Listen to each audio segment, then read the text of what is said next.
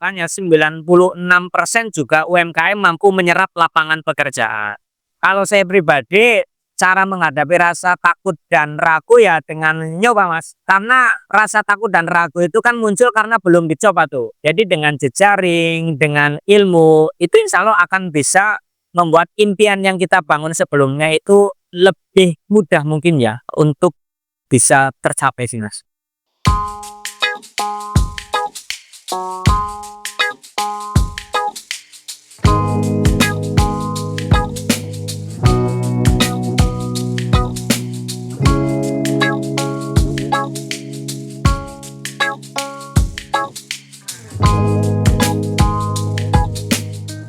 Assalamualaikum warahmatullahi wabarakatuh.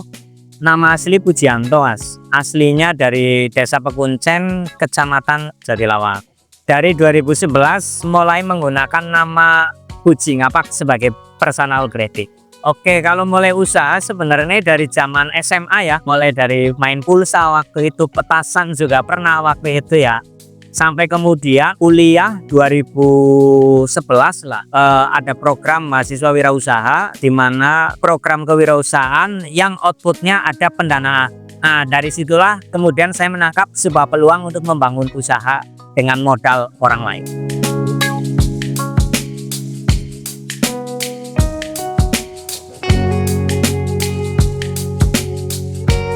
Waktu itu brand kaos Ngapak sebenarnya konsepnya kita pengen mengusung kaos oleh-oleh khas Pantai Widara Payung. Karena waktu itu kita sering zaman muda ya, sering main ke sana, pantainya bagus, belum ada yang memainkan seperti itu. Di sisi lain ada pantai yang sudah tidak lebih bagus tapi sudah terkenal punya kaos khas gitu kan. Akhirnya saya terpanting untuk membuat yang seperti itu. Nah, cuma proses berjalannya waktu, saya kok masih kuliah waktu itu semester 6, harus jualan di Widara Payung, jarak yang terlampau jauh tidak memungkinkan. Akhirnya kita rubah konsepnya, ngadopsi seperti joger di Bali dan dadat. Jadilah kaos Ngapak yang seperti hari.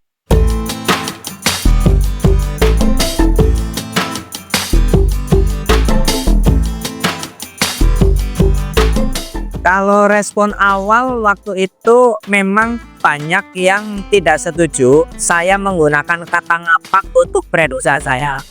Kenapa? Karena realitanya Ngapak itu menurut mereka adalah gelar yang disandangkan masyarakat luar Banyumas ke orang-orang Banyumas atas logatnya yang katanya unik dan lain sebagainya lah. Sehingga banyak yang tidak setuju.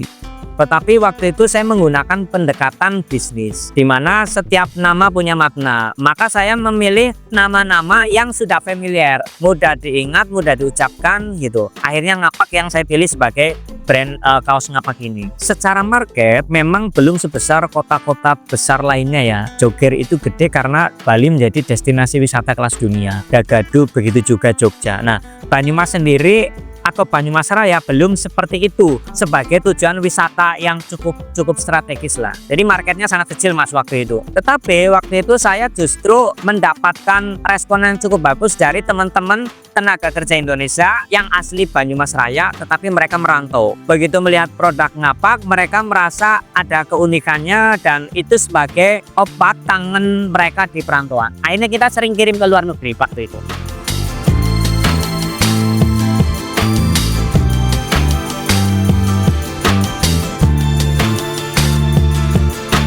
Ya jelas kalau masa-masa berat 1, 2, 3 tahun pertama kita mungkin nggak dapat untung Mas. Tapi saya merasa saya cuma beruntung saja. Contoh misalkan ya, tahun pertama saya akan memulai dari kamar kos. Kemudian kamar kos lanjut ke kita memberanikan diri sewa toko gitu ya. Nah ketika sewa toko akhir tahun harus bayar sewa, kok kemudian belum menghasilkan, dilalahnya atau kebetulannya saya dapat program dari kampus yang nominalnya bisa untuk perpanjang sewa toko. Kemudian tahun kedua, ketiga pun sama gitu kan. Jadi banyak hal-hal beruntung yang membuat saya bisa bernapas lebih panjang untuk membangun brand ini. Nah sampai pada titik saya mulai menemukan momen yang pelan-pelan naik. Jadi masa-masa awal ya seperti itu Mas.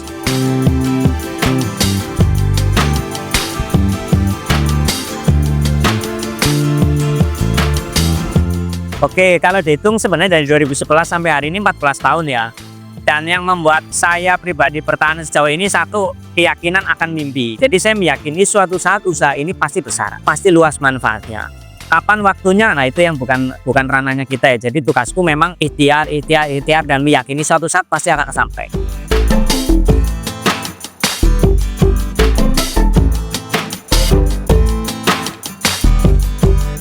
Secara aktif mungkin nggak ada ya, tetapi saya melihat orang tua saya. Jadi bapak ibu saya kan memang pedagang. Bapak main beras, ibu jualan sayur di pasar, tuh kan. Dari saya kecil, bahkan dari kakak saya TK sampai hari ini masih jualan sayur. Bahkan kalau sakit pun ibu saya eman-eman untuk prai gitu ya. Nah, itu mungkin yang secara organik membuat karakter atau mental saya bisa terus tumbuh. Jadi sosok ibu yang cukup menginspirasi dengan bapak.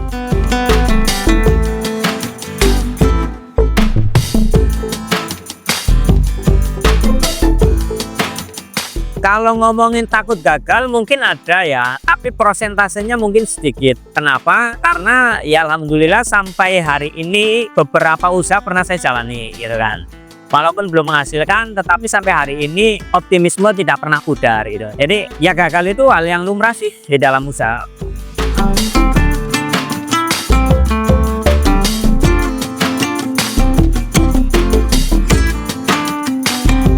Jadi Mino Kukus itu hanya salah satu produk yang kami jual di usaha kami yang baru gitu ya. Jadi pusat oleh-oleh, dimana tetap produk utamanya adalah kaos ngapak tadi beserta merchandise-nya, dan ada snack-snack khas Banyumasan, ditambah satu produk yang memang sedang kita branding, yaitu Mino Kukus ngapak. Nah, kenapa kami memilih Mino Kukus? Karena salah satu analisa kami, produk Banyumasan yang cukup besar ketertarikan pasarnya adalah Mino. Nah, sampai kemudian kita harus tampil berbeda dong, gitu Pak. Apa bedanya Mino kita dengan Mino yang lain? Maka kami coba mencari positioning Mino Kukus itu.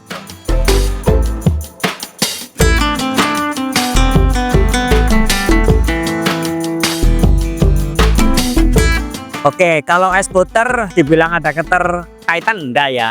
Cuma memang dari semua bisnis F&B yang sedang kami bangun, memang saya pribadi ada ketertarikan di bisnis kuliner. Jadi 2013 saya dulu pernah main kuliner juga Mas, pisang coklat. 2015 saya pernah bangun brand namanya Banse Bento. Kemudian 2016 saya bangun brand resto juga, Bento Box gitu ya, es kepal Milo dan sebagainya. Nah, ketertarikan terhadap bisnis kuliner itulah yang sampai hari ini tetap ada. Maka implementasinya saya coba mencari peluang, satu di tadi Mino Kukus, kemudian yang kedua di es puter. Kenapa kemudian es puter dan Mino? Karena dari pengalaman bisnis yang sebelumnya, resto itu kompleks sekali Mas. Jadi saya sekarang lebih memilih yang simple-simple saja. Es puter itu sangat simple. Dari sisi validasi pasar, dari dulu sampai hari ini es puter masih punya eksistensinya.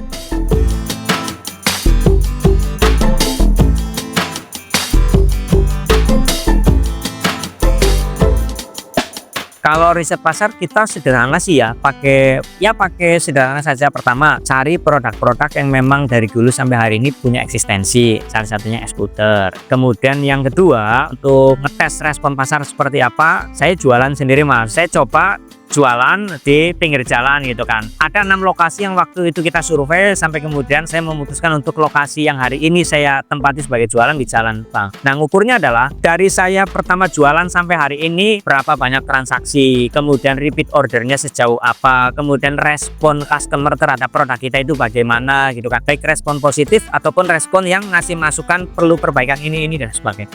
Dari kesemuanya itu akhirnya menjadi sebuah kesimpulan bahwa es puter ini punya potensi yang bagus.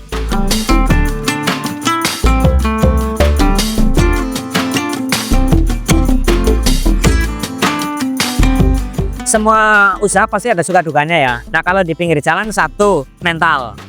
Karena tidak semua orang punya keberanian gitu ya, punya rasa percaya diri untuk jualan di pinggir jalan. Yang kedua, tidak semua orang punya daya tahan untuk mengatasi kejenuhan, cuaca yang panas, hujan di pinggir jalan. Belum lagi kalau itu semuanya sudah kita kerjakan tetapi transaksinya minim. Nah, itu kan semuanya mental ya. Dan ya bisa dikatakan kendala, bisa bukan sih. Kalau menurut saya bukan kendala, itu tempaan saja gitu kan. Yang itu semuanya kalau bisa kita jalani dengan konsisten, berikutnya kita akan mendapatkan yang namanya beruntung atau berhasil.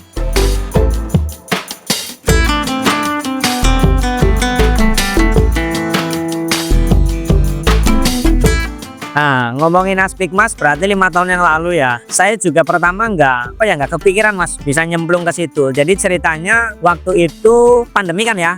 saya lagi gencar-gencarnya dapat pengadaan lah ya, masker kain non medis, kemudian alat pelindung diri hazmat. Di titik tertentu saya dipanggil sama dinas gitu kan, beberapa UMKM dikumpulkan di dinas. Ternyata di situ dinas beserta UMKM punya inisiasi bersama untuk membuat sebuah perkumpulan UMKM yang fungsinya untuk mengoptimalkan pemberdayaan UMKM di Kabupaten Banyumas sebagai mitra strategisnya dinas. Nah, sampai pada proses pemilihan ketua gitu lah, yang mana waktu itu ada 3 kandidat yang diusulkan, salah satunya saya Mas. Nah, kebetulan dibikinlah mekanisme coblosan Mas. Dilalahnya dari 3 kandidat perwakilan 27 kecamatan yang dihadirkan, suara masuk banyak ke saya. Jadi ya sampai hari ini saya dapat amanah untuk memimpin organisasi ini sudah 5 tahun Mas.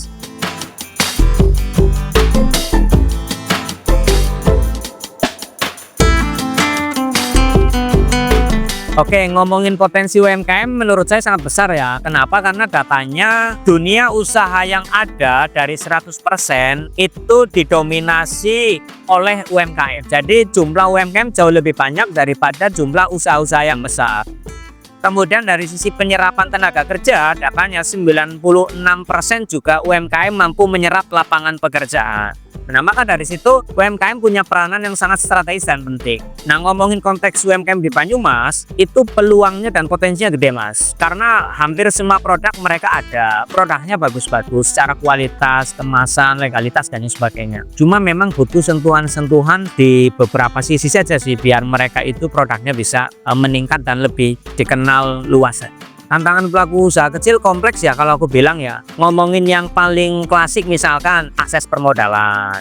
Kenapa akses permodalan? Karena mereka minim pencatatan sehingga tidak bankable. Kemudian kalaupun mereka bisa mengakses perbankan gitu kan, yang berikutnya menjadi tantangan adalah cara mengelola uang. Itu juga menjadi tantangan mereka.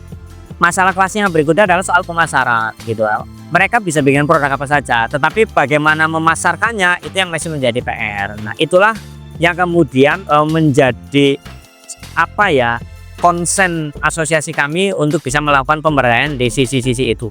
Dan beberapa kendala lainnya Mas. Kalau Astigmas kita punya 6 bidang di dalam struktur organisasi kami ya, yang mana setiap bidang punya perannya masing-masing. Contoh ada bidang event, itu bidang yang memang punya peran untuk membantu mengenalkan dan mempromosikan produk UMKM melalui penyelenggaraan event-event seperti Sunday Morning, Bazar, dan sejenisnya. Kemudian ada bidang legalitas, itu bidang yang punya peran untuk membantu pendampingan legalitas UMKM seperti pembuatan NIB, PIRT, halal, dan seterusnya. Dan begitu juga bidang-bidang yang lainnya. Jadi memang kami konsen pada mencoba memberikan solusi-solusi alternatif terhadap masalah-masalah klasik yang sebelumnya muncul.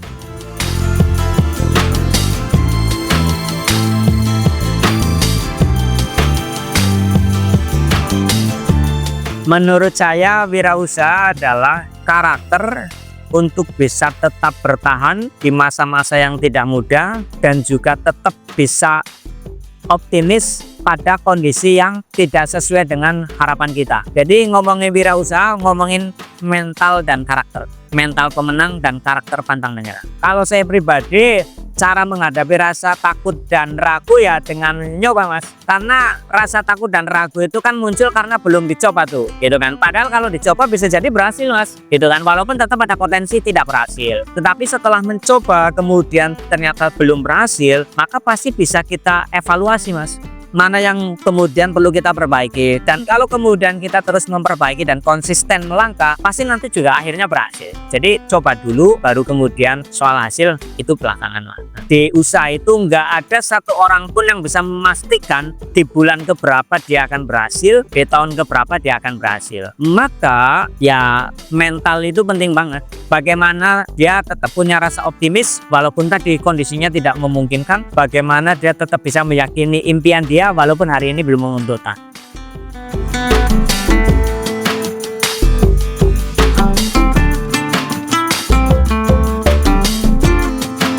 Sekecil apapun amanah harus dituntaskan dengan cara terbaik. Karena kalau kita mampu menunaikan amanah, maka sama halnya kita sedang memupuk keberuntungan. menunaikan amanah ke satu orang, maka kita sedang memupuk keberuntungan 1+. Begitu juga sebalik. Dan kalau di bisnis, kita kok mampu menjaga amanah, amanah dengan karyawan, amanah dengan partner, amanah dengan customer, ya insya Allah peluang berhasilnya jauh lebih besar. Kalau hari ini, setelah 5 tahun saya berproses di pergerakan sosial, ada sedikit pergeseran mimpi. Jadi kalau mimpi zaman dulu itu cenderung berorientasi pada angka, kalau sekarang mimpi kita cenderung berorientasi kepada keluasan manfaat. Jadi kita kepengin semakin berproses, usaha kita semakin luas manfaatnya dari beragam sudut pandang.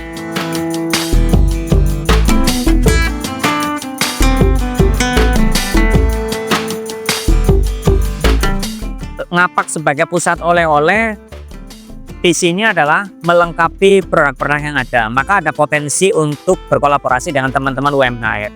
Nah, kalau eksekutornya memang roadmap kita adalah kita pengen hadir di beberapa titik untuk membantu menghadirkan kesegaran bagi setiap customer. Oke, mulai dari mana? Yang pertama mulai dari membangun impian atau mimpinya. Kemudian yang kedua, membangun jejaring untuk mewujudkan impiannya. Kemudian yang ketiga, mencari ilmu akan bisnis yang ingin dijalani. Jadi dengan jejaring, dengan ilmu, itu insya Allah akan bisa membuat impian yang kita bangun sebelumnya itu lebih mudah mungkin ya untuk bisa tercapai sih Mas. Setiap orang punya momentumnya masing-masing, gitu ya. Maka tugas kita terus saja berikhtiar sampai Tuhan memberikan momentum tersebut. Kapan momentumnya? Nggak usah dipikir, gitu. Bisa jadi besok, bisa jadi lusa. Maka terus saja mencoba. Pasti nanti akan ketemu momentum.